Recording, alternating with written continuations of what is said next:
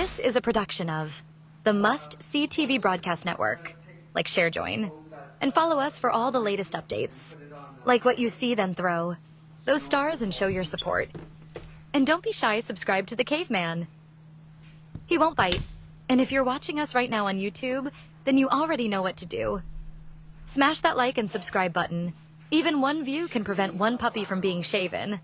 A big fist pump goes to Donna, AI, and Music Mint for the incredible music that is in this episode. All rights belong to Christopher Michael Egerhos, a.k.a. the Caveman. So if he's ready, and if you're ready, then let's kick this show off. Growl, growl.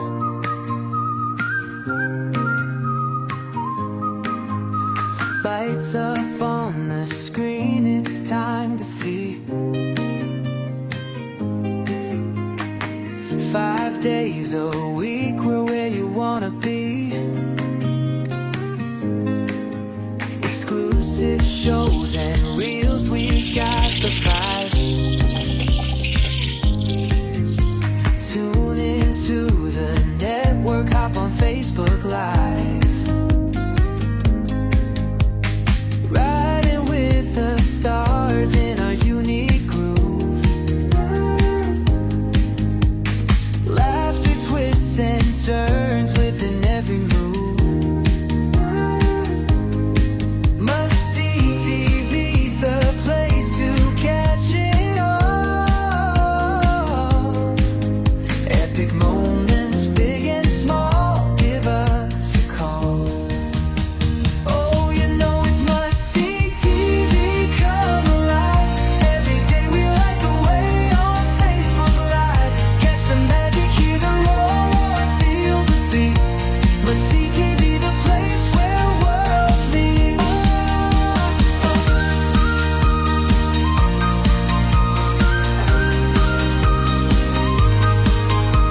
Jump right in, the fun's about to start. Bringing shows and stories straight to your heart. With every post and every share, we're free. Gotta get that fix of must-see TV.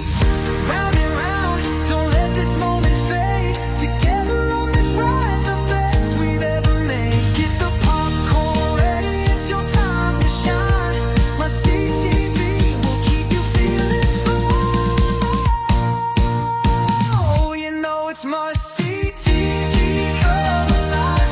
Every day we light the way on Facebook Live. Catch the magic, hear the roar, feel the beat. Must-see TV, the place where worlds meet. Oh, you know it's must-see TV, come alive. Every day we light the way on Facebook Live. Catch the magic, hear the roar, feel the beat. Must-see TV, the place where worlds meet.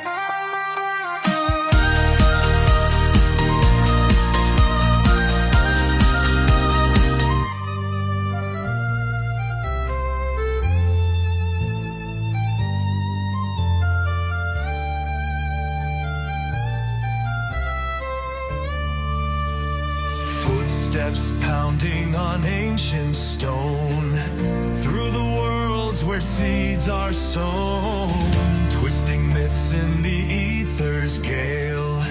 Legends whispered, their voices frail. Planes they call through the endless night, walking shadows, bleeding light. A clash of stars where gods once bled, echoes rise of the words unsaid. Hello, ladies and gentlemen, and welcome to a brand new episode of Planes Walking the Multiverse. Back for more war. Today it's continuing with the chaos god theme. I'm excited. We're exploring corn. Corn. No, not corn, but Corn. His name is Corn. But I don't obviously do this alone. If you recognize him from the Magic Historian channel, you should absolutely be a part of that journey with him. His name is Mike Hatcher, a.k.a. the Magic Historian. How's it going, my friend? Going good, buddy. How you doing? Good. And just letting you know, guys, stay tuned after this, because we're gonna be doing some great shit. We're gonna do some Q&A. There's an awesome new TCG that I want to learn about, and I think you guys will enjoy it too. And I know you're saying, but Magic the Gathering, so we're going to talk about it. So, but before we have to get to the juicy goodness that is this Chaos God. So take it away, my friend. All right. Well, last time we talked about Nurgle, so this time we're moving on to the next Chaos God, Khorne, because I presume at this point we're just going to cover all four of them. It makes perfect sense, right? Right. So Khorne is, I feel like, the most straightforward of all of the Chaos Gods, because he is basically just about war, murder, slaughter. He's just a straight up, let's bring battle to the people. He's known as the Blood God, the Lord of Skulls, the Lord of Rage, Hunter of Souls. When it comes to these guys, obviously the names go on and on, but there's a ton of them for him. He is in charge of basically everything to do with people getting wiped out in battle. Every kill, every murder gives Khorne power. He's a god of war, hatred, rage, wrath, blood, but also he's a god of strength, martial prowess, and honor in combat. So it's not... Okay. He does have particular rules, right? Okay. Like, if you were to fight some kind of overpowering enemies and you defeated them somehow, beating the odds, then he's going to appreciate that more. You're going to get more respect from the god in that regard. So you end up with, you have, like, obviously he's totally down with senseless, over-the-top slaughter. Right, But you'll yes. have both honorable combatants and also blood-hungry maniacs, both serving this god. Now, it's interesting to note that the goal is to kill and not to cause pain, because Slaanesh, who is another Chaos God we'll talk about in a future episode, Slaanesh is all about basically feeding on people's suffering and sensory experiences. So if you were to spend your time carving somebody up and causing them a bunch of pain, that doesn't serve Khorne. But just chopping their heads off, ripping them to pieces, that does. Right? Okay, yeah. I gotcha. So Khorne is like Khorne. You got me doing it now. Khorne. Khorne. Yeah. Khorne is the strongest of the Chaos Gods. He was born basically back in the early 2000s of Terra's history during the Middle Ages, basically. So he was born in the midst of unending wars in the Middle Ages, and he's birthed out of a never-ending desire to dominate and destroy. So unlike the other gods, he doesn't really have temples. His temple is any battlefield, and his sacrament is blood. Blood for the blood god, as his servants will be wont to yell. Oh, there's a card. There's a card. There's a card in Magic. It's called Blood for the Blood card. It's extremely OP. Yeah, that totally is a reference to Khorne specifically, because that's what he is all about. And all warriors serve him indirectly without knowing it. Sometimes warriors will pray to gods before battle. Even assassins will pray to gods before battle for help, and they'll think they're working in another god's name, but they actually end up serving Khorne instead. So he's basically indiscriminate in that he totally is down with anybody who's going to be doing slaughter, with the exception of killing the weak and the helpless, because there's no challenge, there's no honor, there's no glory in that, and he looks down on that, right? Okay, yeah. So other than that, he doesn't care where the blood comes from. So destroying friends and allies. So a question: Sorry, will he look? Would he look down on, say, like a warrior being like a coward and petty and just like, I'm gonna kill this baby? Oh yeah. Okay. Absolutely. Okay. Yeah, Okay. no. He's like death in battle, like glorious, destructive style of combat. So you can even literally cut down your friends and your allies. Okay. And Korn will look at you like double thumbs up, buddy, because it means that you understand his ultimate truth, that it doesn't matter where the blood comes from as long as the blood flows. Okay. So the most heinous thing you can do to displease him is not spilling blood every day. Ooh, so basically, okay. he just keep the blood flowing, keep the skulls coming, right? So the followers of Korn detest Slanesh's followers because, like I said, they seek to inflict pain, and they're not really about like clean kills. It's dishonorable to them. Right, yeah. Now, when it comes to Korn himself, he's hundreds of feet tall. He's got a face of a savage, snarling dog, but it's hidden behind this great helm that bears the skulls of defeated kings and emperors. Oh, and he dude. Yeah, he's really cool, man. He's got massive armor that's made of brass and blackened iron, and he speaks in growls and roars. Ooh. He basically, yeah, he has a brass throne that he sits on, and that brass throne is situated on a giant mountain of skulls. Oh, And, dude.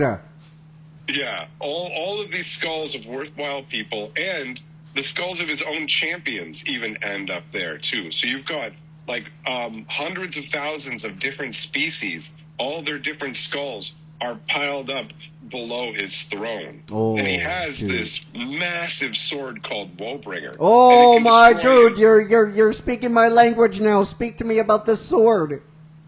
Bro, it literally can destroy entire worlds. Oh, And on dude. top of that, it's so powerful, it cuts through reality as Oh. well, which lets demons spill out from the warp into the material plane.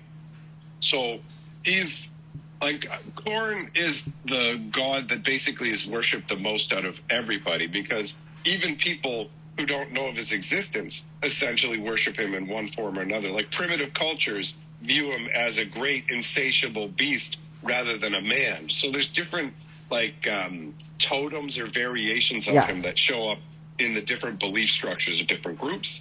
And when it comes down to it, he's fine. If you're bombarding people, if you're blasting them from a distance, you're claiming lives, that's all right. But what he really wants is direct combat. Get up there, and when you cut down your enemy, feel their blood splash on your own flesh. Like So- bathe in it. Like bathe in the blood. Yeah, exactly. Yup. Like wild, unconquerable berserkers are Korn's bread and butter. Oh. And the ones that are chosen by Korn end up mutating, so they could end up incredibly strong. Their faces turning into the face of beasts. They could grow horns, claws, talons, all these things that mark them out as one of the chosen of Korn, right? Oh, dude. But yeah, it's pretty baller, but it's also risky, because once you have the eyes of the god upon you and his blessing, you will start to get consumed by uncontrollable bloodlust and anger, to the point where eventually you'll lose all reason, and then the need to slaughter is unending. And because it's all about just getting in there, hacking people down, blood for the blood god, there's no real tactics, and his followers will happily sacrifice themselves to provide more blood for the blood god. Oh, dude. Yeah, he's badass, bro. Honestly, it's really cool. And like the land, basically, Korn's lands in the realm of the Chaos Gods, they're filled with demons constantly battling on blood-soaked plains.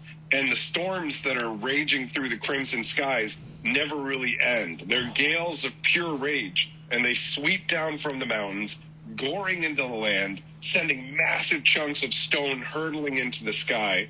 And then these chunks land randomly near and far, bringing them with them, basically a blood rain, while they fall down and crush people. Oh, And dude. then- yeah, his lands seem like they're the absolute most dangerous out of all of them in terms Oh, what are of you just talking like about? It sounds raw like ferocity. it sounds like a pleasant walk through the garden. What are you talking about? Oh, just wait. Just wait until I tell you the rest, bro.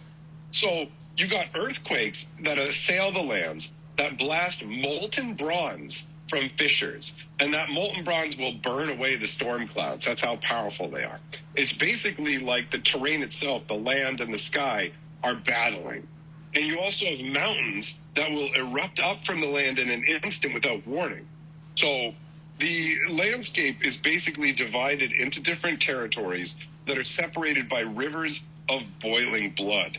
And new rivers will carve haphazard paths pretty much out of nowhere, pulling unsuspecting demons into them, just boiling them alive. And then there's also volcanoes that erupt molten brass. The entire place is basically at war with itself, like the different parts of it trying to gain Korn's favor. Oh, dude. Yeah, it's epic, man. At the outer edges of Korn's realm is a ring of volcanoes known as Korn's Rage. They're impossibly tall volcanoes. They spew out black smoke ever upwards that creates a mass so thick that it's impossible to see through it. And the toxic ash and belching brass keeps most invaders out. There are some that are crazy enough to still try and invade his realm, and even the rock that forms these volcanoes will rise up and attack, crushing these insane invaders. Oh, and dude. At the base, yeah, bro, at the base of the volcanoes, there's daemon forges where weapons and armor of the slain, basically from wherever, like if somebody's slain and their skull's added to the skull pile, they'll take their weapon and armor and they'll reforge them in these daemon forges, and that makes weaponry for Korn's followers. But they've got these soul forges there. So the few people who are absolutely insane or brave enough to try and invade Korn's realm, they end up getting slaughtered. Their souls get captured, and they get imbued into these soul forges. And so when they're inside the anvils, essentially, right? So every clanging ring as they hammer the weaponry and armor, it reverberates through them. They feel the heat of the scorching metal as well, so they're constantly screaming and feeling the pain. So basically, like, the suffering of Korn's enemies are imbued into all the weaponry and armor of the daemons who follow him. Oh, it's dude. Totally wild. Yeah. Dude. And then there's craters that are filled with warp energy that dot the landscape as well. And every once in a while, basically, Korn will coordinate a bunch of demons to go out and claim a bunch of blood. They dump that into one of these craters as the warp energy is somewhat dissipating, and then it starts to birth daemons just straight out of the crater. Oh, So, dude. I know. Honestly, it's like visually. That's it seems intense. amazing. That sounds intense, dude. It does. The boiling rivers of blood.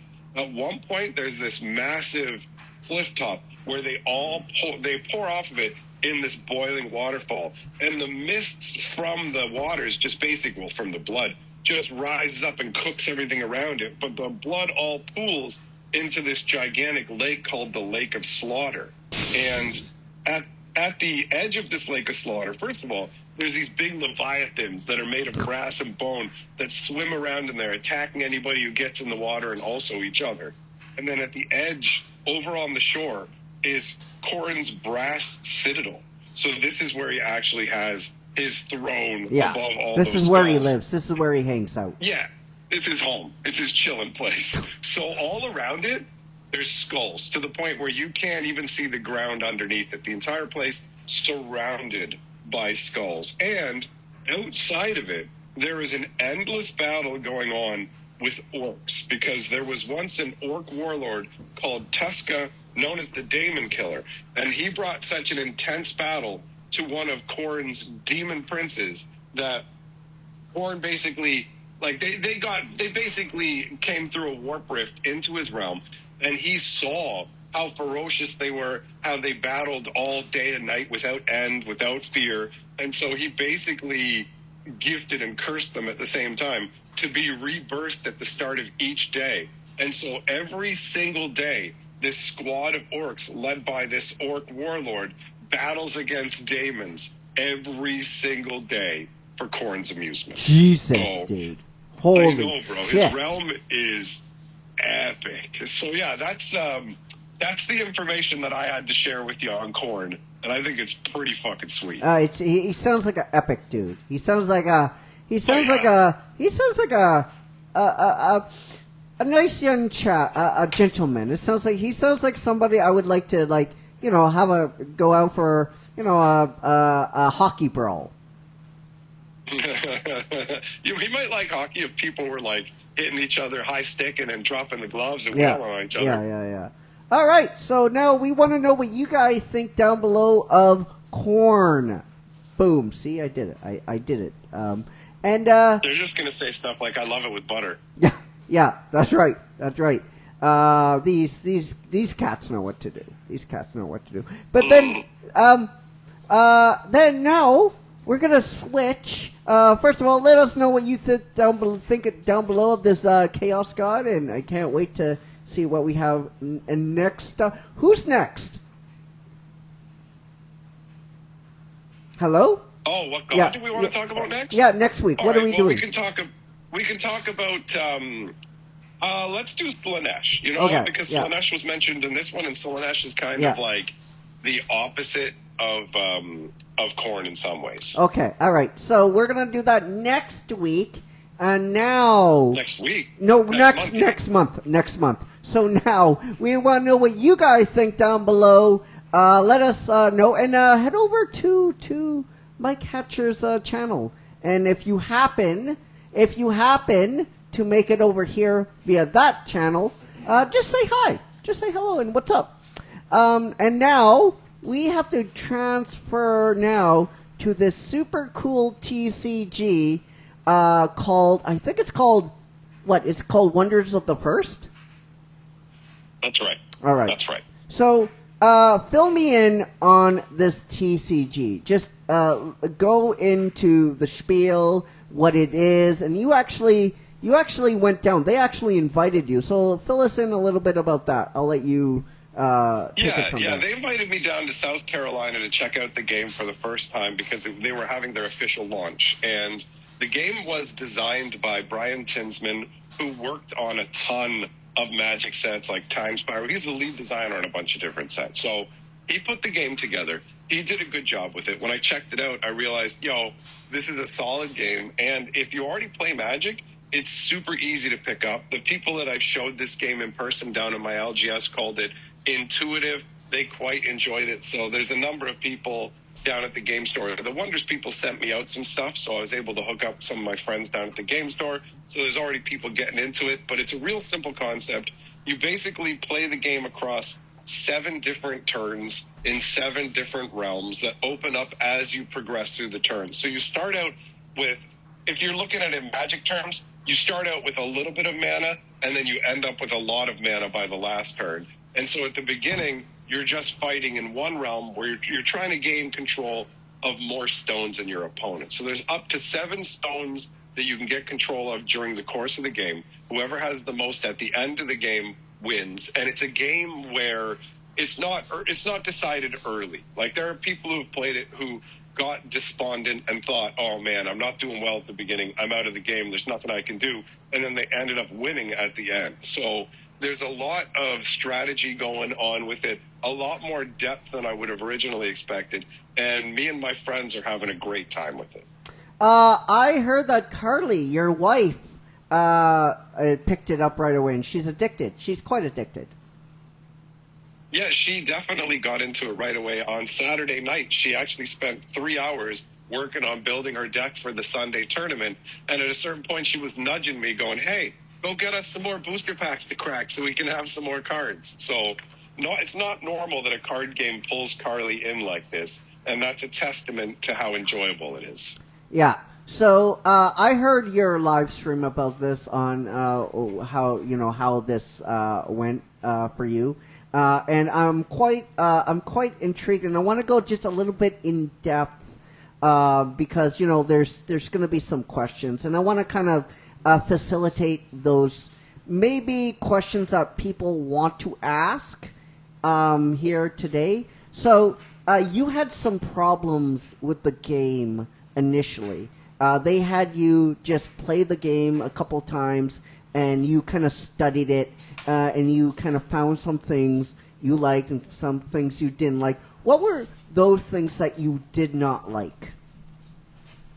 It wasn't so much something that I didn't like about the game. Okay. I suppose it's really just I felt like the rules could be tightened up to make it more easy to understand. There was an issue with the +1 and -1 counters where they would both remain on a creature at the same time. So I asked Tinsman, the guy who made the game, why that was. And he explained to me that he gave me a pretty long answer that I boiled down to, okay, so you think it's simpler.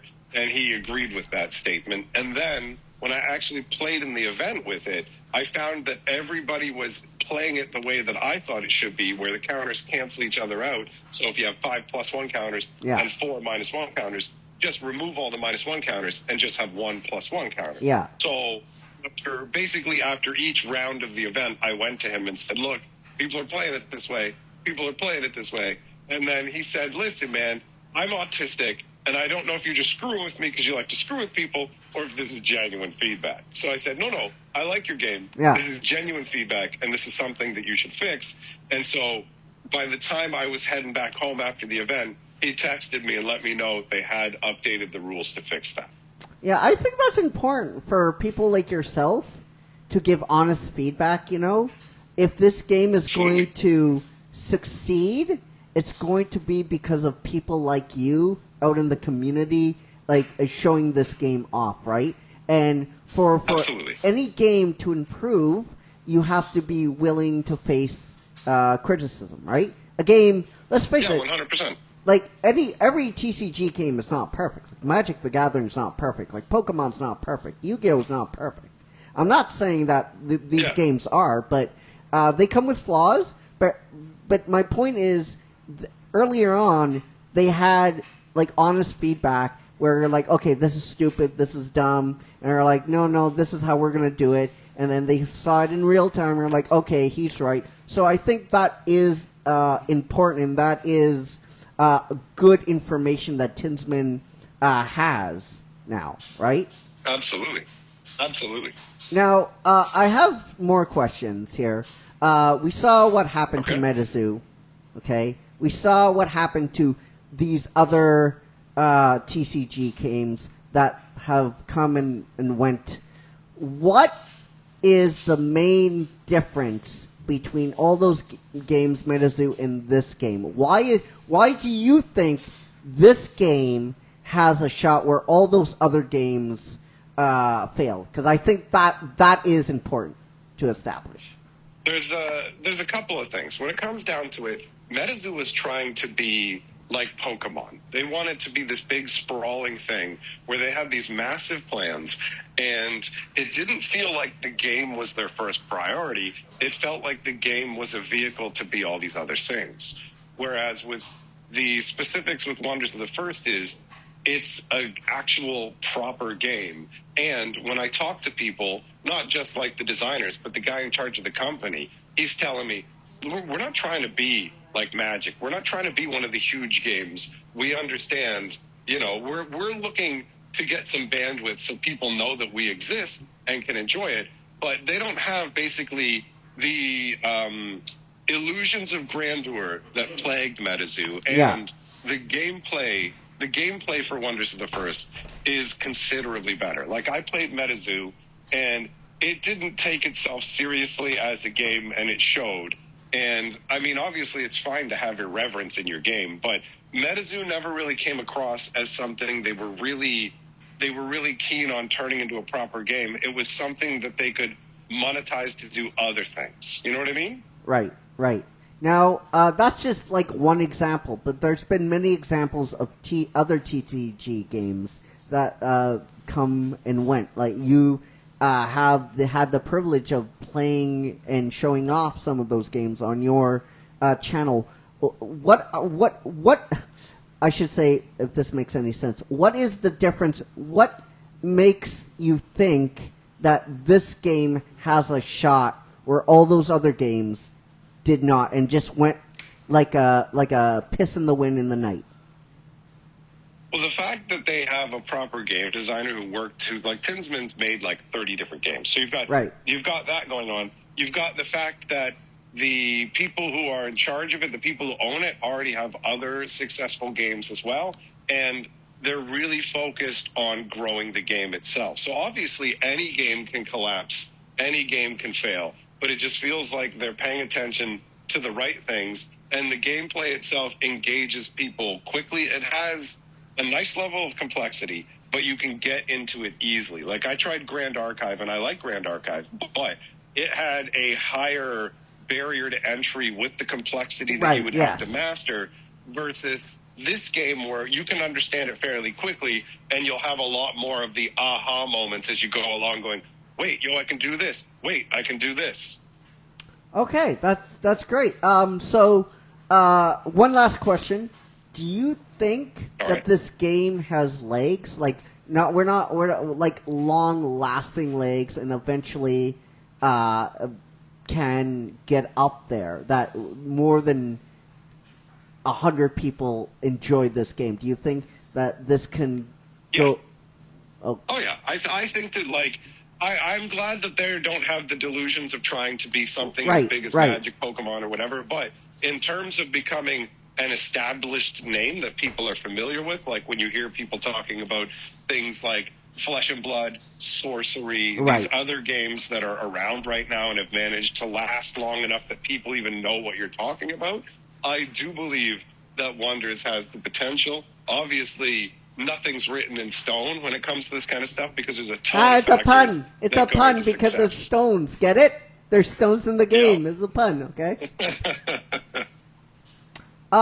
So, one last thing. How do we get a hold of this product? Is there planning for TCGs to get it? Like, where can people get it?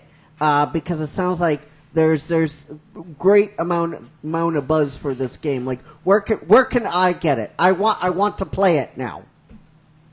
Right now, it's still in the works. So they just had their successful Kickstarter launch, and we did a very limited sale of it on one of my streams where it sold out in like 20 minutes. Oh. So it basically boils down to the Kickstarter was collector boosters. They're working on a run of play booster boxes, and I don't know exactly when those are going to be available, but I believe the plan is to have stuff available in places like Targets, like the big box stores, and also LGSs. So I have no idea on a timeline of that, and I definitely don't want to put words in their mouth. But I do know they're working on a run of play boxes, and I do know their plan is to try and hit big box stores as well as LGSs so that people can get what they want.